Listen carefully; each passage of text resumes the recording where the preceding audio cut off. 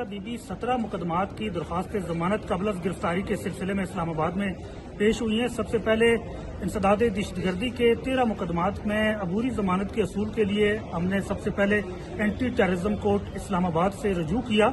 सुबह 8:45 बजे से 9:15 बजे तक हम वहां मौजूद रहे और वहां हमें बताया गया कि आज कोई भी जज एंटी टेररिज्म स्पेशल कोर्ट मौजूद नहीं है और कोई ड्यूटी जज भी मौजूद नहीं है, हमें ऐसा ही बताया गया। उसके बाद हमने सेशन कोर्ट इस्लामाबाद से रजू किया। यहाँ सेशन कोर्ट के अंदर 4 मुकदमात की अबूरी जमानत जो है वो 13 जनवरी तक मंजूर कर ली गई है और यहाँ भी हमने गुजारिश की थी कि जो हमारी एंटी टेररिज्म की बेल्स हैं उनको इंटरचेंज किया जाए, लेकिन यहाँ से कहा गया है कि वहाँ उनका एंटी टेररिज्म कोर्ट का अपना सेटअप मौजूद है। अदालती अमले की जानिब से हमें ऐसा बताया गया है और जो अबूरी जमानत है सेशन कोर्ट इस्लामाबाद से 4 मुकदमात के अंदर थाना रमना और तरनोल के मुकदमात थे, उनके अंदर 13 जनवरी तक उसमें तोसी कर दी गई है।